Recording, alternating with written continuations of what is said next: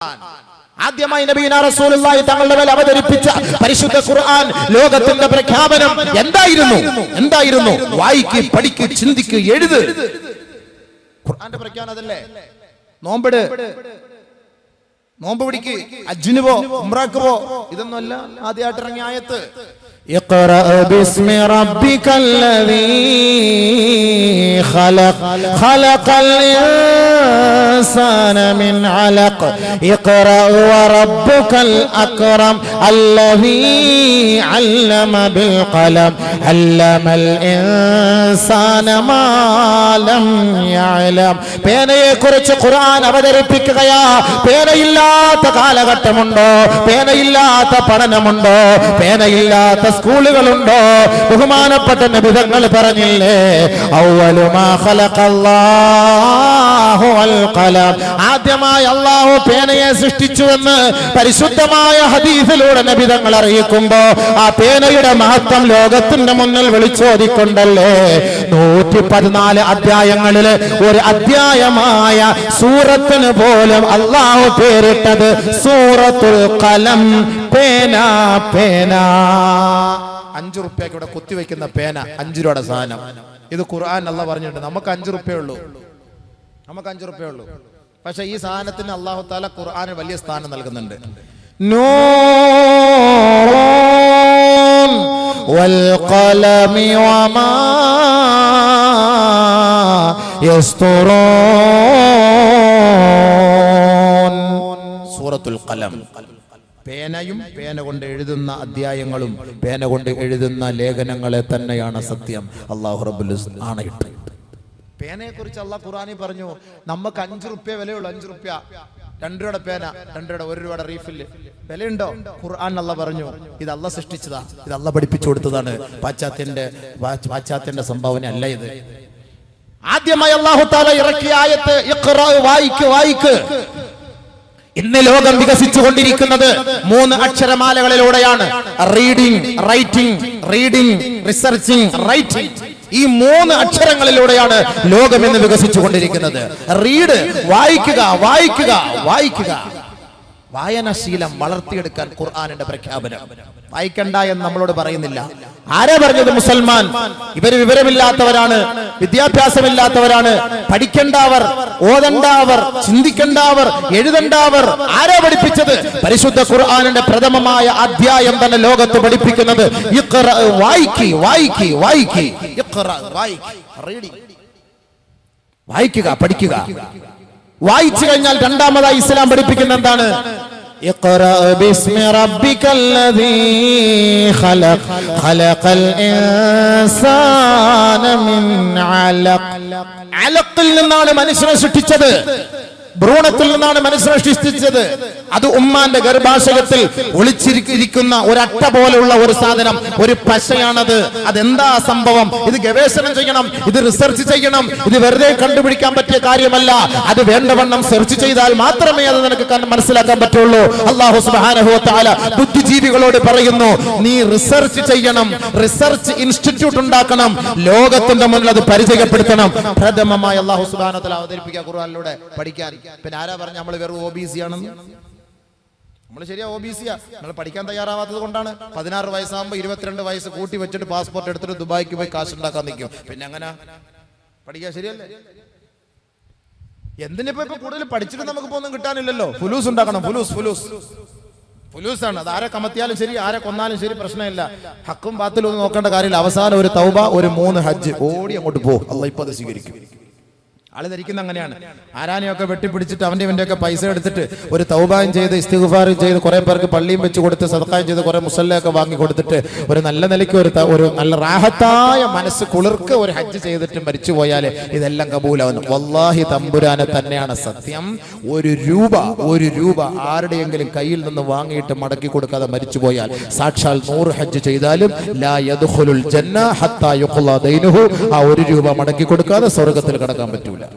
ഹദീസ് ഞാൻ വേണമെങ്കിൽ 100 എണ്ണം നിരത്തി തരാം. 100 ഹദീസുകൾ ഞാൻ നിരത്തി തരാം. 1 രൂപ അറബിയെ കുളിപ്പിച്ച് എത്തിങ്ങാനയിലൊക്കെ ആക്കിയവരൊക്കെ സൂക്ഷിച്ചോളി. നാളെ ഈ പൈസ കൊടുക്കാതെ ഒരു കാരണവശാലും സ്വർഗ്ഗത്തിൽ പോകാൻ പറ്റില്ല. പള്ളിക്ക് മിനാരം പണിഞ്ഞു കൊടുത്താലും, മിമ്പർ പണിഞ്ഞു കൊടുത്താലും, മെഹ്റാബ് പണിഞ്ഞു കൊടുത്താലും അതെല്ലാം വിഷയം വേറെ. ആ പൈസ ആരുടെയാണോ അയാൾക്കേ കൂലി കിട്ടുള്ളൂ. അറബിയുടെ പൈസ അടിച്ചു മാറ്റിയിട്ട് ഇവിടെ വന്നിട്ട് നമ്മൾ വലിയ മോലാളിയായിട്ട് ഇതൊക്കെ നമ്മൾ പണിഞ്ഞു കൊടുത്തു കഴിഞ്ഞാൽ നേരെ ഇതിന്റെ കൂലി മൊത്തം അറബിക്ക് കിട്ടും. നമുക്ക് നാളെ ഇടിയും കിട്ടും. അതാണ് അതിന്റെ ഉത്തരവാദിത്തം. സ്വർഗത്തിൽ കാണാൻ പറ്റൂല. ഹജ്ജ് ചെയ്താലൊന്നും ഇതിന് പരിഹാരമല്ല.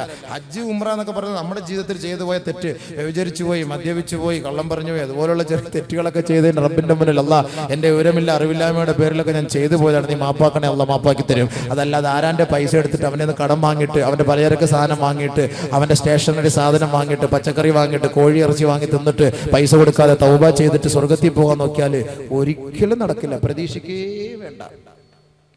ശുഹദാക്കൾക്ക് പോലും ഹദീസ് കോതാൻ സമയമില്ല, അങ്ങോട്ടത്തേക്ക് ഞാൻ കടക്കുന്നില്ല. അതിന് വിഷയമല്ല, എന്നാലും ഖുർആനിനകത്ത് ഉണ്ടല്ലോ അമാനത്ത്, വലിയ വിഷയമാണത്. നമ്മളതൊക്കെ സൂക്ഷിക്കേണ്ട കാര്യങ്ങളാണ്.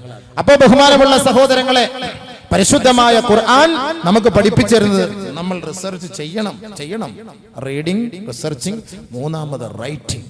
W അത് സൈലന്റ് ആണെങ്കിലും നമ്മൾ റൈറ്റ് എന്ന നമ്മൾ പറയാറുള്ളത്. എഴുതും. അല്ലാഹു തആല പേനയെ പരിചയപ്പെടുത്തി. ഈ 3 അക്ഷരങ്ങളെയാണ് ആദ്യം അല്ലാഹു ഇസ്ലാം പരിചയപ്പെടുത്തിയത്. ഖുർആനിന്റെ വശ്യസുന്ദരമായ ശൈലിയിലൂടെ അല്ലാഹു തആല ലോകത്തിന് വിദ്യയാണ് പഠിപ്പിച്ചു കൊടുത്തത്. പരിശുദ്ധ ഖുർആനിലേക്ക് നിങ്ങൾ കടന്നു നോക്കി. എന്തിനാണ് കുറവ്? ഏത് വിഷയത്തിലാണ് കുറവ്? പരിശുദ്ധ ഖുർആൻ എല്ലാ വിഷയങ്ങൾക്കും പരിശുദ്ധ ഖുർആൻ നമുക്കിവിടെ ആധികാരികതയോടുകൂടി നമുക്ക് രൂപരേഖ വരച്ചു തരുന്നുവെങ്കിൽ ജിന്നുകൾ പോലും ഭൂതവർഗം പോലും പരിശുദ്ധ ഖുർആൻ കേട്ട സദസ്സിൽ വന്നിട്ട് പറയുകയാണ്, ഞങ്ങളൊരു അത്ഭുതം കേട്ടു, ഞങ്ങളൊരു അത്ഭുത സദസ്സിൽ പങ്കെടുത്തു. ഇന്ന് ഈ ഖുർആൻ സദസ്സിനെ കുറിച്ച് ഇന്നെന്റെ പ്രഭാഷണം നടക്കുമ്പോൾ നിങ്ങൾക്ക് അത്ഭുതം തോന്നൂല. നാളെ നിങ്ങൾ ഇവിടുത്തെ ഖുർആൻ പാരായണം നടക്കുമ്പോൾ കേൾക്കുമ്പോൾ നിങ്ങൾക്ക് അത് അത്ഭുതം തോന്നും. ഇതേപോലെ ജിന്നുകൾ വന്ന് ഖുർആൻ കേട്ടപ്പോൾ അത്ഭുതപ്പെട്ടതുപോലെ. ഖുൽ ഊഹിയ ഇലയ്യ അന്നഹു ഇസ്തമഅ നഫറും മിനൽ ജിന്ന് ഫഖാലൂ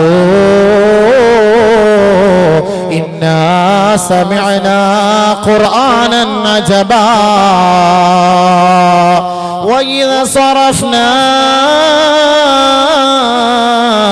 ഇലൈക നഫറൻ മിനൽ ജിന്ന് يستمعون القرآن فلما حضروا قالوا أنصتوا. പരിശുദ്ധ പ്രവാചകൻ മക്കാ പട്ടണത്തിൽ അല്ലാഹുവിന്റെ സന്ദേശവും പ്രതീക്ഷിച്ചു കൊണ്ടിരിക്കുമ്പോ പരിശുദ്ധ ജിബ്രീൽ അലൈഹിസ്സലാത്തു വസ്സലാം ഖുർആനിന്റെ ആയത്തുകളുമായി നബി തങ്ങളുടെ ഹദറത്തിലേക്ക് ഇറങ്ങുകയാണ്. ആ സന്ദർഭത്തിലാണ് ജിന്ന് വർഗങ്ങളിൽപ്പെട്ട 9 പേരടങ്ങുന്ന സംഘം അല്ലാഹുവിന്റെ റസൂലിന്റെ സവിധത്തിലേക്ക് പോകുന്നത്. വഇദ സറഫ്നാ ഇലൈക നഫറൻ മിനൽ الجن يستمعون القرآن. നബിയേ, പരിശുദ്ധമായ ഖുർആനിന്റെ വശ്യസുന്ദരമായ ശൈലി കേൾക്കുവാൻ, അതിന്റെ ആശയങ്ങൾ ഉൾക്കൊള്ളുവാൻ, അതിന്റെ ഓരോ വാക്കുകളും വചനങ്ങളും അടർത്തിയെടുക്കുവാൻ അവിടുത്തെ സദസ്സിലേക്ക് ജിന്നുവർഗങ്ങളെ നാം നിയോഗിച്ച സന്ദർഭം നബിയേ അങ്ങ് അയവിറക്കണമേ. ആ ജിന്നുവർഗം അവിടുത്തെ സദസ്സിലേക്ക് കടന്നു വന്നപ്പോ പരിശുദ്ധ ഖുർആൻ കേട്ട മാത്രയിൽ അവർ പറഞ്ഞില്ലയോ, മിണ്ടരുതേ, സംസാരിക്കരുതേ, സശ്രദ്ധം ഈ ആയത്തുകൾ നിങ്ങൾ ശ്രവിക്കണമേ. ജിന്നുകൾ പോലും പറഞ്ഞു. നബി സല്ലല്ലാഹു അലൈഹി വസല്ലം തങ്ങളുടെ ഹദ്റത്തിൽ വന്നപ്പോ ഈ ആയത്ത് വല്ലാത്ത അത്ഭുതമാണ്. ബാക്കിയുള്ളവരൊക്കെ സംസാരിച്ചു കൊണ്ടിരുന്നു. സംസാരിക്കരുത്. അതുകൊണ്ട് തന്നെയാണ് അലി റളിയല്ലാഹു അൻഹു പറഞ്ഞത്, 6 സ്ഥലങ്ങളിലെ സംസാരങ്ങളിൽ അവരുടെ അമലുകൾ 30 വർഷത്തെ നഷ്ടപ്പെട്ടു പോകുമെന്ന്. അൽ ഹദീസു ഫിൽ മസ്ജിദ് യുഹ്ബിതു അമല 30 സന. മസ്ജിദുകളിൽ അല്ലാഹുവിന്റെ ഭവനങ്ങളിൽ അനാവശ്യമായ സംസാരം നടത്തിയാൽ 30 വർഷത്തെ അമലുകൾ അവന് നഷ്ടപ്പെട്ടു പോകുമെന്ന് മഹാനായ അലിയാർ തങ്ങൾ പറയണമെങ്കിൽ വൽ ഹദീസു ഇൻദ തിലാവത്തിൽ ഖുർആൻ, ഖുർആൻ പാരായണം ചെയ്യുന്ന സദസ്സിലുള്ള സംസാരം യുഹ്ബിതു അമല 30 സന, 30 വർഷത്തെ അമലുകൾ നഷ്ടപ്പെടുത്തി കളയുമത്രേ. അൽ ഹദീസു ഇൻദ മജ്ലിസിൽ ഇൽമ്, ഇൽമിന്റെ മജ്ലിസിലുള്ള അനാവശ്യ സംസാരമുണ്ടല്ലോ, യുഹ്ബിതു അമല 30 സന, 30 വർഷത്തെ അമലുകൾ നഷ്ടപ്പെടുത്തി കളയുമത്രേ. അൽ ഹദീസു ഇൻദൽ അദാൻ, ബാങ്ക് വിളിയുടെ സന്ദർഭത്തിൽ ബാങ്ക് വിളിക്കുമ്പോഴുള്ള സംസാരം. അൽ ഹദീസു ഇൻദൽ മയ്യത്ത്, മയ്യത്ത് വീട്ടിലുള്ള അനാവശ്യ സംസാരം. അൽ ഹദീസു ഇൻദൽ മഖാബിർ, മഖ്ബറകളിലുള്ള അനാവശ്യ സംസാരം. യുഹ്ബിതു അമല 30 സന, 30 വർഷത്തെ അമലുകൾ നഷ്ടപ്പെടുത്തി കളയുമത്രേ.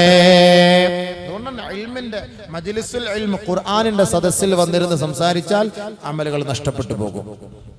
അതുകൊണ്ട് തന്നെയാണ് ജിന്നുകൾ പോലും താക്കീത് ചെയ്തത്. ജിന്നുകൾ പോലും പറഞ്ഞത് എന്താ? വൈദ സറഫ്നാ ഇലൈക നഫറൻ മിനൽ ജിൻ യസ്തമിഊനൽ ഖുർആൻ ഫലമ്മാ ഹളറൂ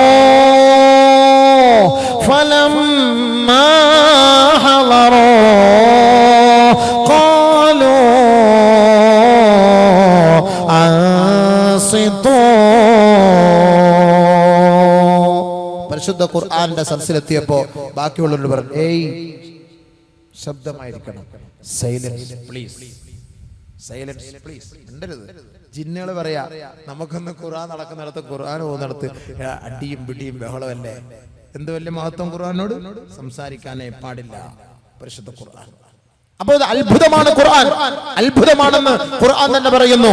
അത്ഭുതമാണ് ഖുർആൻ. എന്താ അത്ഭുതം? നിങ്ങളൊക്കെ ഇനി ഭൗതികതയ്ക്ക് കൂടുതൽ താല്പര്യം കാണിക്കുന്നവരാണല്ലോ. ഞാൻ ഒന്ന് രണ്ട് കാര്യങ്ങൾ നിങ്ങളുടെ മുന്നിൽ സൂചിപ്പിക്കാം.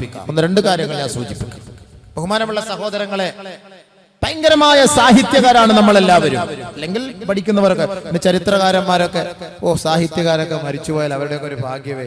മരിക്കുന്ന സമയത്ത് എത്ര വെടി പൊട്ടിച്ചിട്ടാണ് അവരുടെ മയ്യത്തടക്കുക, അല്ലേ? എത്ര വെടി ആകാശത്തേക്ക് പൊട്ടിക്കുന്നത്. ഔദ്യോഗിക ബഹുമതിയോടുകൂടിയൊക്കെ സാഹിത്യകാരെയൊക്കെ ഭയങ്കരമായ നിലയിൽ വെടിവെച്ചിട്ടായിരിക്കും അവരെ കൊണ്ടടക്കുക. പരിശുദ്ധമായ ഖുർആൻ പഠിക്കുന്ന സഹോദരങ്ങൾക്ക് വല്ല ബഹുമതി ഉണ്ടോ ലോകത്ത്?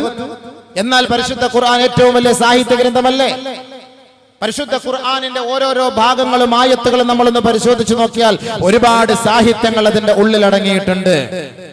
അല്ലാഹു സുബ്ഹാനഹു തആല ഒരായത്തിൽ ഒരു അക്ഷരം കൊണ്ട് തന്നെ ഒരു വാക്കിനെ 10 സ്ഥലത്ത് 10 പ്രാവശ്യമായിട്ട് അല്ലാഹു സുബ്ഹാനഹു തആല ഒരു അക്ഷരത്തെ ഒരു കാര്യം പറയാൻ അല്ലാഹു ഉപയോഗിച്ചു. ഒരേ ഒരു അക്ഷരം തന്നെ, ഖാഫ്.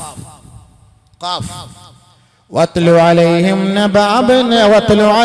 نبأ ابني آدم بالحق إذ قربا قربانا فتقبل من أحدهما ولم يتقبل من الآخر قال لا أقتلنك قال إنما يتقبل الله من المتقين. ചെറിയ ഒരു കാര്യം പറയാൻ അള്ളാഹുവോട് ഉപയോഗിച്ചത് 10 അക്ഷരങ്ങൾ. ഖാഫ്, ഒരൊറ്റ അക്ഷരമായ അത് 10 സ്ഥലത്തായിട്ട് ഖാഫ്, ഒരു ചെറിയ അക്ഷരം. എല്ലാം ഖാഫ് ഖാഫ് ഖാഫ്. ഒരു സാഹിത്യരെ കൊണ്ട് പറ്റുന്ന കാര്യമല്ല. ഒരു ചെറിയ ഒരു കാര്യം പറയാൻ വേണ്ടി ആയത്തും കാര്യങ്ങളും സംഭവം വിശദീകരിക്കല്ല, പെട്ടെന്ന് പറഞ്ഞു ഖുർആനിനെ മൊത്തത്തിലൊന്ന് പരിചയപ്പെടുത്തും. അതിന് നബി അലൈഹിസ്സലാത്തു വസ്സലാമിന്റെ മക്കളുടെ കൊലയെ കുറിച്ച് അല്ലാഹു സുബ്ഹാനഹു വതആല ഇവിടെ ചർച്ച ചെയ്യാൻ. ഇവിടെ 10 ഖാഫ് കൊണ്ട് അല്ലാഹു തആല ഒരു കളി കളിച്ചു. 10 ഖാഫ്. നൂഹ് നബി അലൈഹിസ്സലാത്തു വസ്സലാമിന്റെ സംഭവത്തെ കുറിച്ച് പറയുമ്പോൾ 16 മീം ഉപയോഗിച്ചിട്ട് അല്ലാഹു സുബ്ഹാനഹു വതആല ഒരു വാക്ക് ഇവിടെ ഉപയോഗിച്ചു. قيل يا نوح اهبط بسلام منا وبركات عليك وعلى ممن معك وأمم سيمتعهم ثم يمسهم منا عذاب أليم. നൂഹ് നബി അലൈഹിസ്സലാത്തു വസ്സലാമിനെ കുറിച്ച് ഇവിടെ ചർച്ച ചെയ്തപ്പോൾ 16 മീം അവിടെ ഉപയോഗിച്ചു. സനുമത്തിഉഹും തുമ്മ യമസ്സുഹും മിന്നാ. അല്ലാഹു സുബ്ഹാനഹു വ തആല ഈ ഒരൊറ്റ ആയത്തിലൂടെ 16 മീം എന്ന അക്ഷരം അല്ലാഹു ഇവിടെ ഉപയോഗിച്ചു. ഖാഫ് അല്ലാഹു തആല ഉപയോഗിച്ചു. സ്ത്രീലിംഗത്തിലേക്ക് നമ്മൾ പരിശോധിച്ച് നോക്കിയാൽ സ്ത്രീലിംഗം അല്ലാഹു സുബ്ഹാനഹു വ തആല സജ്അ, അതായത് പ്രാസ ഒപ്പിച്ച് ഓരോരോ വാക്കുകൾ പരിശുദ്ധ ഖുർആൻ. അത് പഠിക്കുമ്പോൾ നല്ല രസമാണ്. അത് അതിന്റെ ശൈലി അനുസരിച്ച് പഠിക്കണം, അതിന്റെ രീതി അനുസരിച്ച് പഠിക്കുമ്പോഴേ അതിന് രസമുള്ളൂ. നമ്മളിന്ന് മദ്രസയിലെ